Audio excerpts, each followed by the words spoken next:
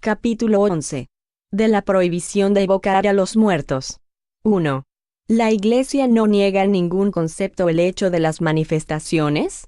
Al contrario, las admite todas, como se ha visto en las citas precedentes, pero las atribuye a la intervención exclusiva de los demonios. No hay razón para que algunos invoquen el Evangelio para impedirlas, porque de ellas no habla una palabra. El supremo argumento de que se valen es la prohibición de Moisés. He aquí en qué términos se expresa con este motivo la pastoral citada en los capítulos anteriores. No es permitido ponerse en relación con ellos, los espíritus, ya sea inmediatamente, ya sea por intermedio de los que los evocan e interrogan. La ley mosaica castigaba de muerte esas prácticas detestables, en uso entre los gentiles. No vayáis a encontrar los magos, dice el libro de Levítico, y no dirijáis a los adivinos ninguna pregunta por miedo de quedar manchados dirigiéndoos a ellos. Capítulo 16, versículo 31. Si un hombre o una mujer tiene un espíritu de pitón o de adivinación, que sean castigados a muerte. ¿Serán apedreados y su sangre caerá sobre sus cabezas? Capítulo 20, versículo 27, y en el libro del Deuteronomio, que no haya nadie entre vosotros que consulte a los adivinos, o que observe los sueños y los augurios, o que use maleficios, sortilegios y encantamientos, o que consulte a los que tienen el espíritu de pitón y que practican la adivinación, o que interrogan a los muertos para saber la verdad, porque el Señor tiene en abominación todas estas cosas, y destruirá a vuestra llegada a las naciones que cometan estos crímenes. Capítulo 18, versículo L0, 11, 12. 2. ¿Es útil para la comprensión del verdadero sentido de las palabras de Moisés recordar el texto completo, un poco abreviado, en esta cita? No os apartéis de vuestro Dios para ir a buscar los magos, y no consultéis a los adivinos, por miedo de mancharos, dirigiéndoos a ellos. Yo soy el Señor vuestro Dios. Levítico, capítulo 19, versículo 32. Si un hombre o una mujer tiene un espíritu de pitón, o un espíritu de adivinación, que sean castigados de muerte. Serán apedreados, y su sangre caerá sobre su cabeza. Ibidem, capítulo 20, versículo 27. Cuando habréis entrado en el país que el Señor vuestro Dios os dará, tened buen cuidado de no imitar las abominaciones de estos pueblos.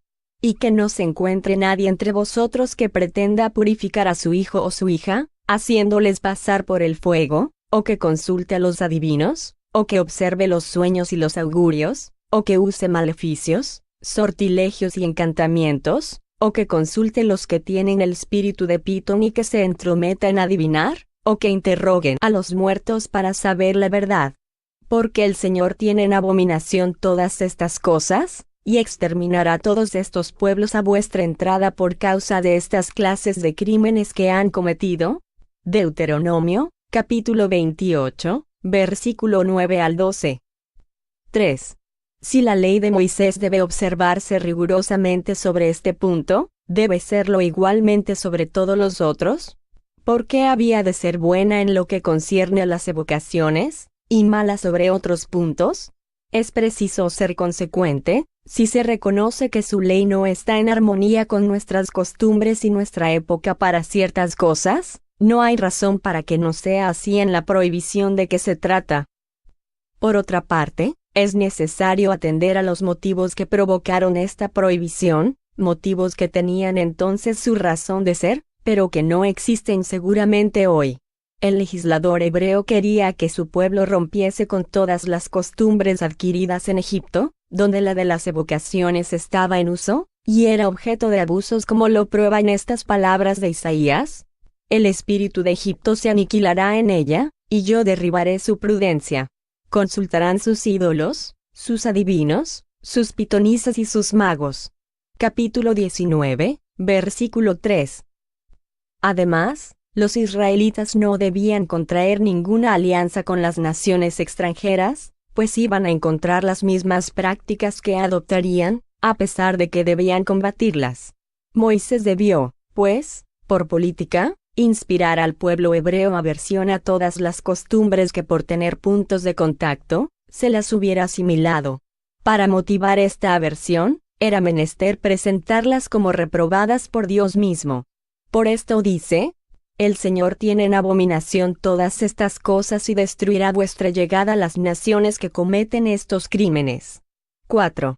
La prohibición de Moisés era tanto más justificada cuanto que no se evocaban los muertos por respeto y afecto a ellos, ni con un sentimiento de piedad. Era un medio de adivinación con el mismo título que los augurios y los presagios, explotado por el charlatanismo y la superstición.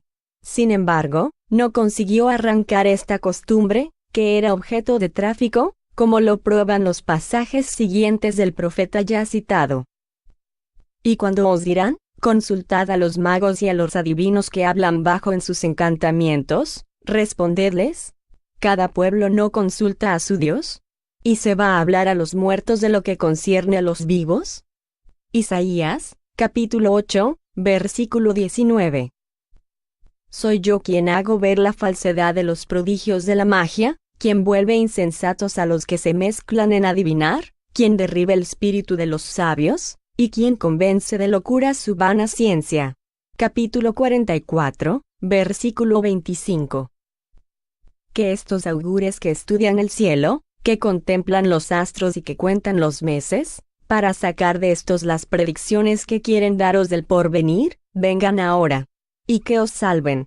Han venido a ser como la paja, el fuego les ha devorado. No podrán librar sus almas de las llamas ardientes, ni siquiera de su incendio quedarán carbones con los cuales pudiesen calentarse, ni fuego ante el cual pudiesen sentarse. He ahí lo que serán todas estas cosas a las cuales os habíais dedicado con tanto afán. Estos mercaderes que habían traficado con vosotros desde vuestra juventud huirán todos, el uno por un lado, el otro por otro, sin que se encuentre de ellos uno solo que os saque de vuestros males. Capítulo 47, versículos 13 al 15. En este capítulo, Isaías se dirige a los babilonios, bajo la figura alegórica de la Virgen hija de Babilonia, hija de los caldeos. Versículo 1. Dice que los encantadores no impedirán la ruina de su monarquía.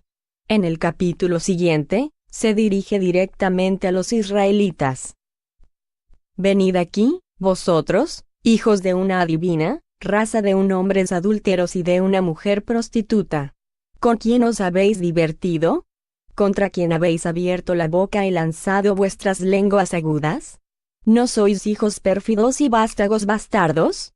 Vosotros que buscáis vuestro consuelo en vuestros dioses, bajo todos los árboles cargados de ramas, que sacrificáis vuestros niños en los torrentes, bajo las rocas salientes, habéis puesto vuestra confianza en las piedras del torrente. Habéis derramado licores, para honrarlas, les habéis ofrecido sacrificios. Después de esto, mi indignación no se inflamará. Capítulo 57, versículo 3 al 6. Estas palabras no dejan duda. Prueban claramente que en aquel tiempo las evocaciones tenían por objeto la adivinación y que se comerciaba con ellas. Estaban asociadas a las prácticas de la magia y de la hechicería, y aun acompañadas de sacrificios humanos. Moisés tenía, pues, razón en prohibir esas cosas y en decir que Dios las tenía en abominación. Hasta la Edad Media se perpetuaron estas prácticas supersticiosas. Pero hoy la razón les hace justicia, y el espiritismo ha venido a demostrar el fin exclusivamente moral, consolador y religioso de las relaciones de ultratumba. Desde luego que los espiritistas no sacrifican los niños y no derraman licores para honrar a los dioses, que no preguntan ni a los astros, ni a los muertos, ni a los augures para conocer el porvenir que Dios ha ocultado sabiamente a los hombres, que repudian todo tráfico de la facultad que algunos han recibido de comunicar con los espíritus, que no son movidos por la curiosidad ni por la concupiscencia, sino por un sentimiento piadoso y por el único deseo de instruirse, de mejorarse, y de aliviar a las almas que sufren. La prohibición de Moisés no les concierne de ningún modo. Esto es lo que habrían visto los que la invocan contra ellos si hubieran profundizado mejor el sentido de las palabras bíblicas. habrían reconocido que no existe ninguna analogía entre lo que pasaba entre los hebreos y los principios del espiritismo. Además, el espiritismo condena precisamente lo que motivaba la prohibición de Moisés.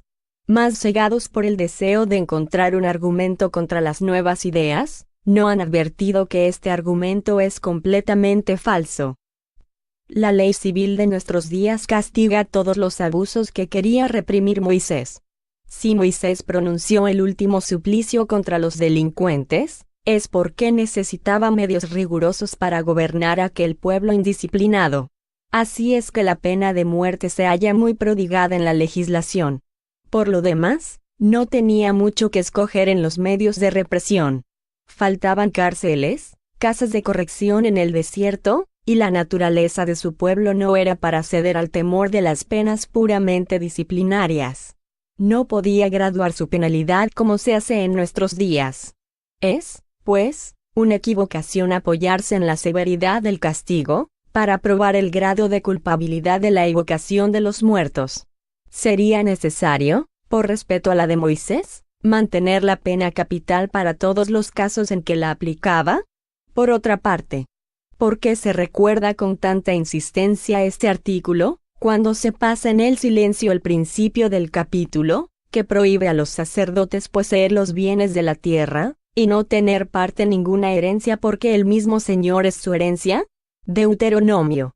Capítulo 18, versículo 1 y 2. 5. Hay dos partes distintas en la ley de Moisés, la ley de Dios propiamente dicha, promulgada sobre el monte Sinaí, y la civil o disciplinaria, apropiada a las costumbres y al carácter del pueblo. La una es invariable, la otra se modifica según los tiempos, y no puede ocurrírsele a nadie que pudiésemos ser gobernados por los mismos medios que los hebreos en el desierto, así como las capitulares de Carlomagno no podrían aplicarse a la Francia del siglo XIX. ¿Quién pensaría, por ejemplo, en aplicar hoy este artículo de la ley mosaica? Si un buey da una cornada a un hombre o a una mujer que muere de ella, el buey será apedreado y no se comerá de su carne. Pero el dueño del buey será juzgado inocente. Éxodo, capítulo 21, versículo 28 y siguientes. Ese artículo, que nos parece tan absurdo, no tenía, sin embargo, por objeto castigar al buey y librar de responsabilidad a su dueño. Equivalía simplemente a la confiscación del animal causa del accidente, para obligar al propietario a mayor vigilancia. La pérdida del buey era el castigo del dueño, castigo que debía ser bastante apreciable en un pueblo pastor para que fuese necesario imponerle otro. Pero no debía aprovechar a nadie. Por esto se prohibía comer su carne. Otros artículos expresan el caso en que el dueño es responsable. Todo tenía su razón de ser en la legislación de Moisés, porque todo estaba previsto en ella, hasta los menores detalles. Pero la forma, así como el fondo, estaba en armonía con las circunstancias de la época. Ciertamente si Moisés volviese hoy a dar un código a una nación civilizada, no le daría el de los hebreos. 6. A esto se opone que todas las leyes de Moisés son dictadas en nombre de Dios, como las de Sinai. Si se las juzga todas de origen divino, porque los mandamientos están limitados al decálogo, es porque se ha hecho diferencia. Si todas dimanan de Dios, todas son igualmente obligatorias. ¿Por qué no se observan todas? Porque, entre otras, no se ha conservado la circuncisión que Jesús sufrió y que no abolió. Se olvida que todos los legisladores antiguos, para dar más autoridad a sus leyes, dijeron que las recibieron de una divinidad. Moisés, más que ningún otro, tenía necesidad de este apoyo, en razón del carácter de su pueblo. Si a pesar de esto tuvo tanto trabajo en hacerse obedecer, este hubiera sido mayor si las hubiese promulgado en nombre propio. ¿No vino Jesús a modificar la ley mosaica, y no es su ley el código de los cristianos? ¿No ha dicho? Habréis aprendido que ha sido dicho a los antiguos tal y cual cosa, y yo os digo otra. ¿Pero ha tocado la ley del Sinai? De ningún modo. La sanciona, y toda su doctrina moral no es más que desenvolvimiento de aquella. Pero en ninguna parte habla de la prohibición de evocar a los muertos. Esta era una cuestión bastante grave, sin embargo, para que la hubiese omitido en sus instrucciones, cuando ha tratado otras más secundarias. 7. En resumen, se trata de saber si la Iglesia sobrepone la ley mosaica a la ley evangélica. O de otro modo, si es más judía que cristiana. Es digno de observar que de todas las religiones, la que ha hecho menos oposición al espiritismo es la judía, y no ha invocado contra las relaciones con los muertos la ley de Moisés, en la que se apoyan las sectas cristianas. 8. Otra contradicción, si Moisés prohibió evocar los espíritus de los muertos, ¿es señal de que los tales espíritus pueden venir? Pues de otro modo su prohibición era inútil.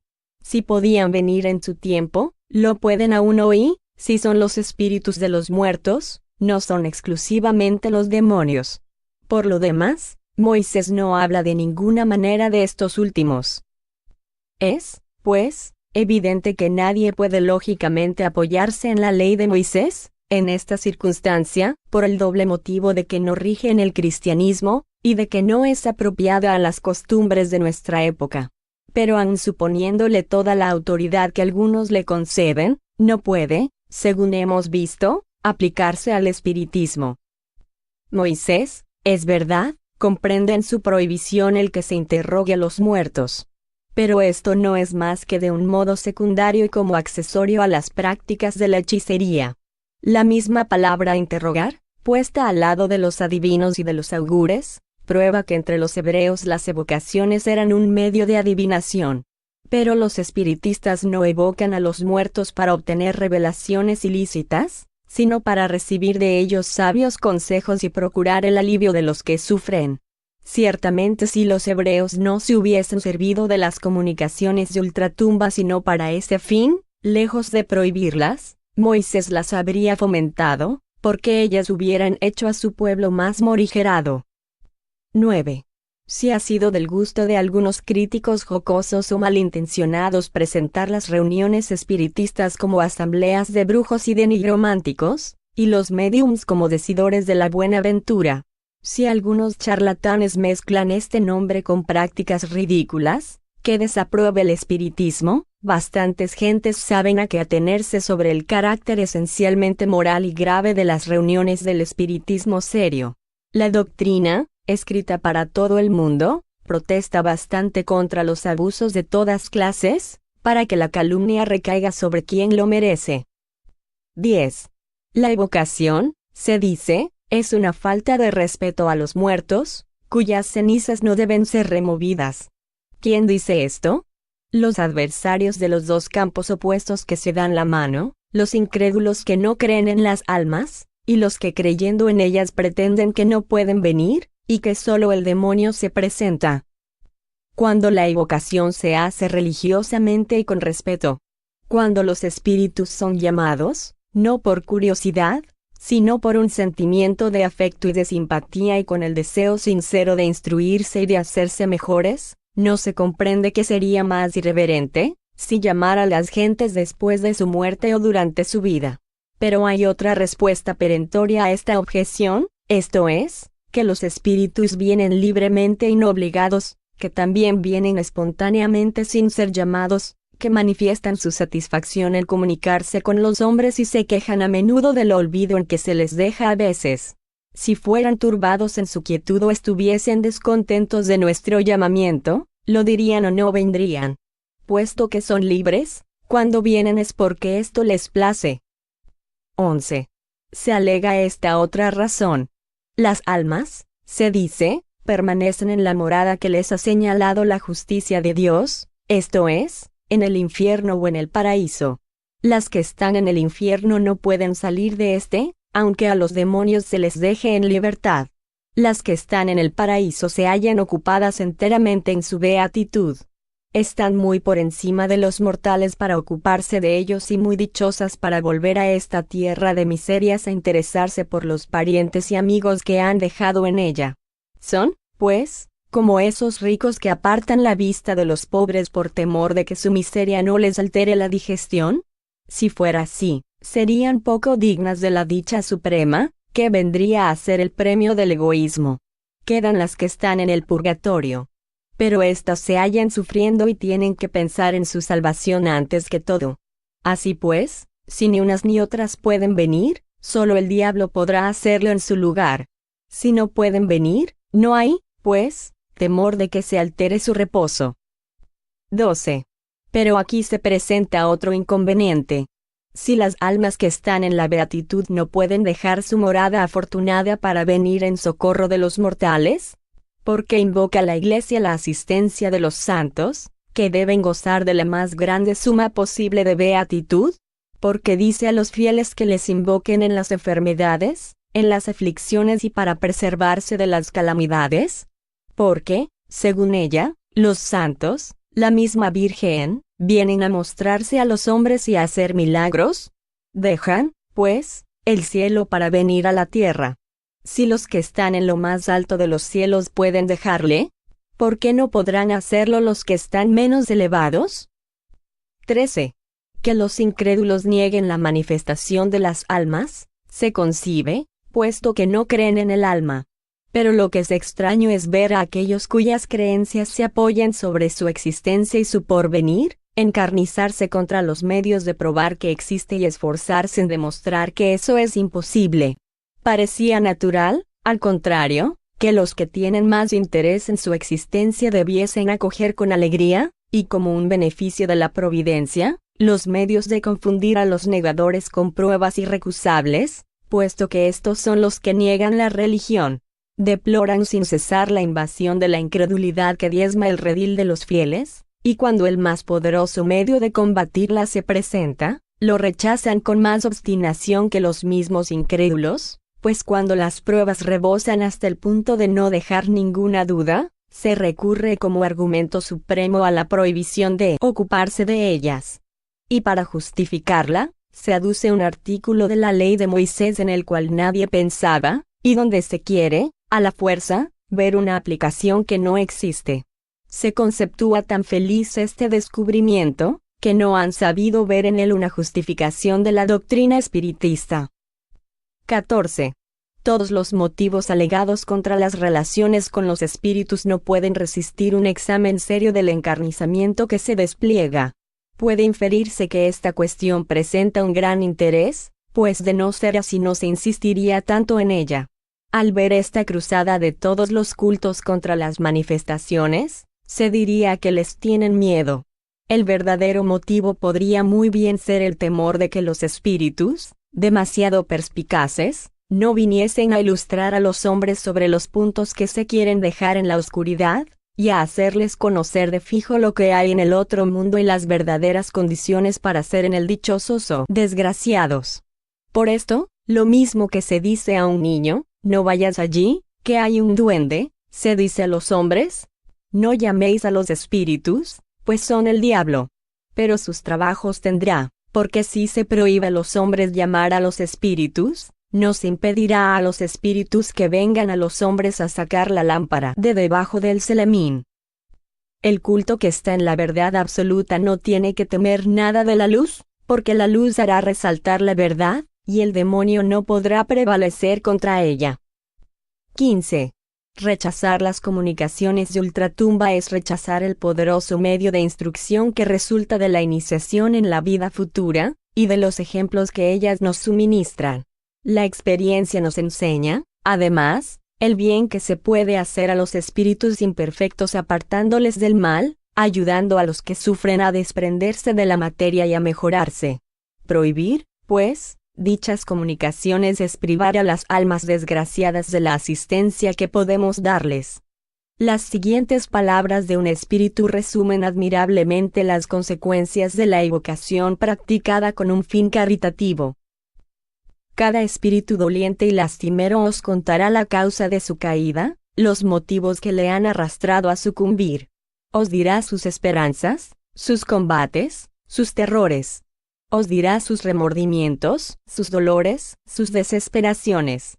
Os mostrará a Dios justamente irritado, castigando al culpable con toda la severidad de su justicia. Escuchándoles os conmoveréis y os atormentaréis por vosotros mismos. Siguiéndoles en sus lamentos veréis a Dios no perdiéndole de vista esperando el pecador arrepentido, tendiéndole los brazos tan pronto como traten de adelantar.